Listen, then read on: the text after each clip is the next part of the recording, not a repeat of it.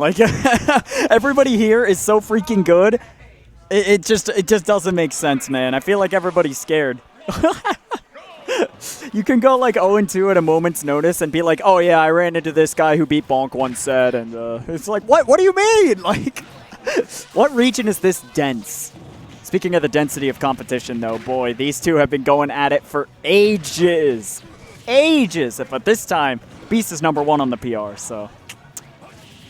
Very, a little bit of a different atmosphere. I know Joel has been struggling with his mentality as of late, but he can definitely still make this happen. Yoda Cage has been looking quite good this bracket, though.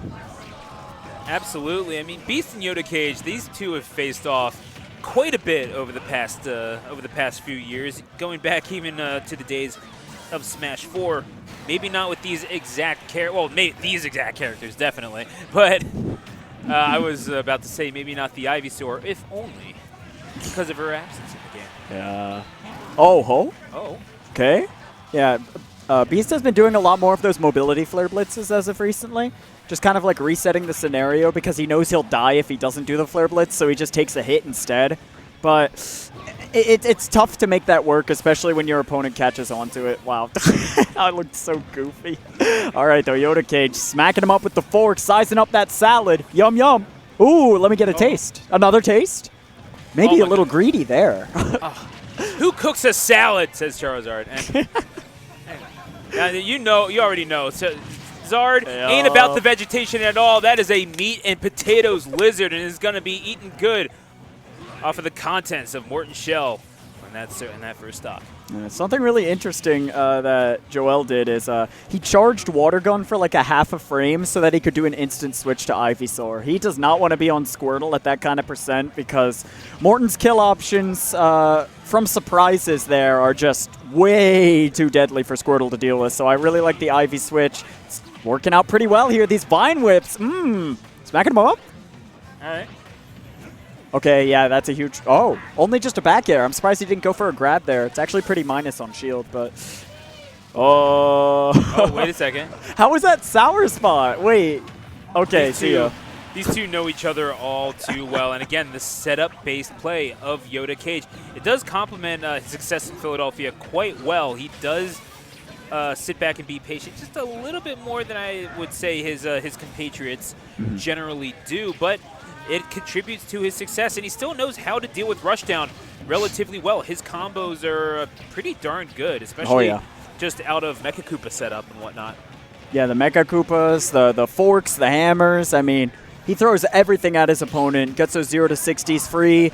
Great stuff. That's a huge amount of damage with that setup. I mean, the Mecha Koopa setups are employed by Yoda Cage best out of all the Koopaling players, and it's just kind of appropriate that it seems that way. Okay, man, coming in like a wrecking ball, absolutely decimating this poor Charizard. Can't even get a stray hit in. Oh, no way. Oh. Yeah, he's swinging now. Flare Blitz to get back. Oh, he thought he would slide off the plat. Okay. Yeah, we knew the hammer swing was coming. It was a matter of when, but Beast is there to react to it.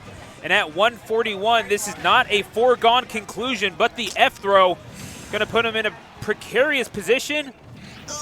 Cannon, Mecha Koopa, going to miss the ball. And now you've reset, but the spin out into the face. Yeah. Vehicular manslaughter on the part of Yoda Cage is going to go up 1-0. Yeah, dude, and the thing that's crazy about that is every single time Morton starts that side B, he starts it in reverse, right? He does a little built-in dash back no matter where he is. So when Joel tried to go for that up tilt extension, Morton was just like, okay, psych, and now you're dead. Literally just a drift back. It's so powerful, and especially when Morton's at super low percent there, it's... I do appreciate Momo saying Stuthosaurus as a result of me saying precarious, but... That's a great word. Yeah, I do. Hey, I like having a vocabulary, but... Hell yeah. Yeah, but I will say Beast and Yoda Cage... Yeah, precarious, Google it. So, Beast versus Yoda Cage, a lot of a history between these two. Surprisingly, only played 60 competitive registered sets. The last one they did was actually just this past weekend at Xanadu Homecoming versus Philly Singles in Losers Finals. It went to 5. Yoda Cage taking it by a score of 3-2. Yoda Cage winning 3 of the last 5. It's not really going back all that far. Really only 5 times over the past month they've competed. Yoda Cage getting the better of him, at least now as well, but Beast still with the crown at #1 in the Philadelphia region. What does he have to do in order to keep it at the best of the former #1 in the Moosh? Yeah, I mean, I feel like he has to make like counter adaptations to the matchup. Oh, that's huge. That's a very good start because that flamethrower does not give him his cart back. Excellent stuff. Yoda Cage usually tries to air dodge past that, but didn't have the spacing for it this time. And now this is a massive advantage here if he can hang on to this stock. Momo, I haven't even said hi to Mini Boss yet. I don't know what you're complaining about. Either way, it's going to be a back air. 2 stocks apiece, and Morten, well, it's going to catch up to the Zard one way or another, but having that extra bit of weight certainly could be the key to making those stocks last just a little bit more and most certainly mean a little bit more in the longer scheme of things.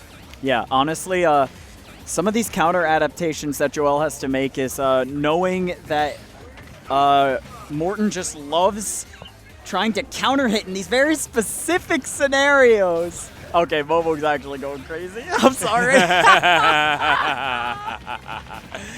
How are you? Gotta love it. Jab at the ledge. Kill him. Morten things. This is very dangerous. Yeah, Ivysaur kind of gets stuck at the ledge pretty hard. So I'm actually surprised that Yoda Cage wasn't able to pressure as hard as he did. But wow, ooh, yeah, I'm surprised bounce. Yoda Cage used one of his kill options right there. It's I hate that that's a real thing, but yeah, he's just racking up damage. Also can kill. Also, oh my gosh, yeah, that's a huge up smash. I mean, Pokemon Stadium ledge jab was what won him his first ever Codename Bears. That's true, yeah. I do remember that. What was it 6WX in the final? I don't remember who it was, but I don't know. All I know is Morten has been on the screen whenever Yoda Cage has been playing for quite some time, and he's not trying to relinquish this set just yet. Fighting back here despite the damage, despite the turtle. Maybe that muscular turtle of Morten's a little bit stronger, switching to the cabbage. Okay.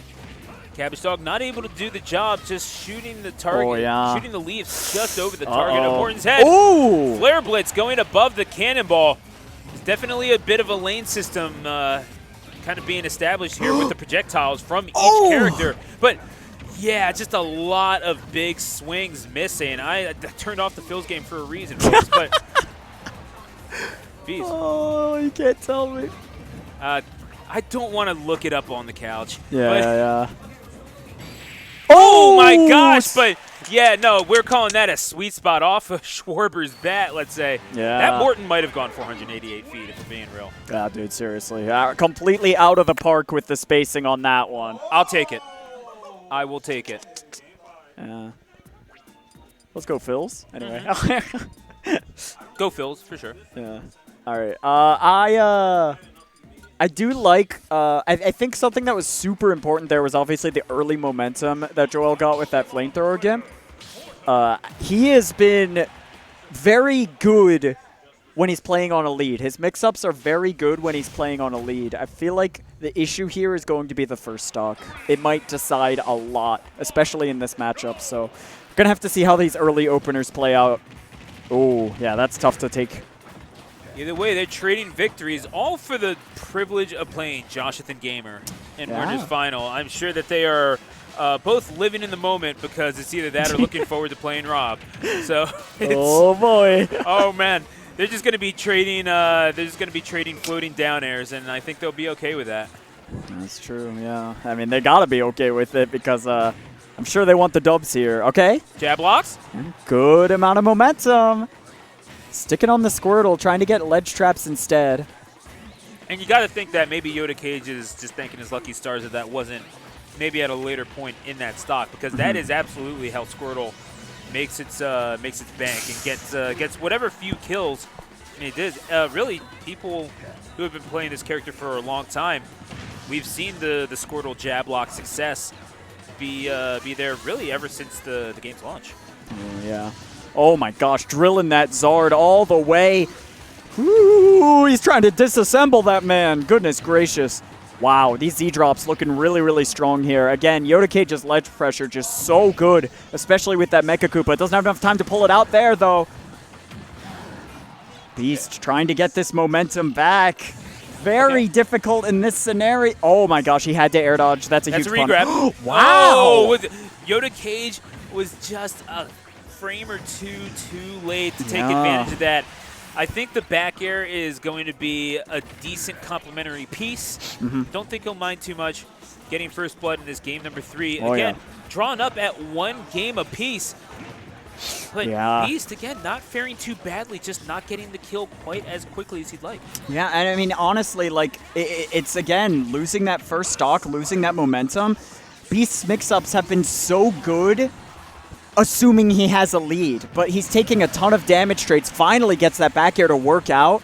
He's been taking a ton of damage trades and getting just straight up outranged by this Morton in these exchanges. He really needs to figure out a different way to find his openings here on the second stock.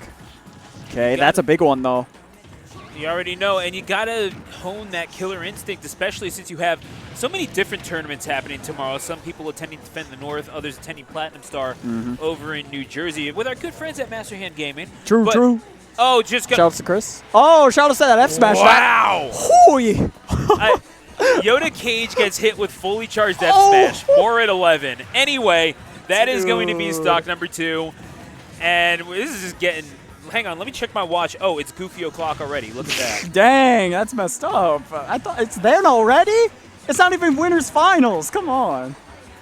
Man. Oh, no way. Yeah. Yeah, no, you don't tech that. The red light does not lie in that particular instance. And yeah, the red light does not lie. Shout-outs to the 2 people I saw run a red light today. Yeah, shout-out Septa. But that's... Oh, gosh. Yeah, this Septa bus ain't stopping, though. Morton is like, bro, I got to get this stop. It's time. I need my pay. Yeah, no, I've had a few experiences. Went to high school in North Philly. I could tell you all about it. But yeah, no, let me tell you about Route 23, y'all. But let's... oh, my gosh. The East 2 people get that joke. Oh, no way. Oh. That's huge. Oh, my gosh, getting the fair instead of the up air. He knew it wouldn't kill. Trying to set up a nice scenario. This is so scary. And finally establishing Razor Leaf as a thing that actually needs to be respected. Yoda Cage has been avoiding it for the most part, but again, charging right into the heat of battle is going to be feeling the heat certainly at the behest of Charizard, but Yoda Cage going to keep fighting nonetheless. Advantage in the set. That's huge, man. Is going to go to Beast, catching the movement and connecting with the up smash. And it is going to be Philadelphia's #1 Beast. Moving on to winners final.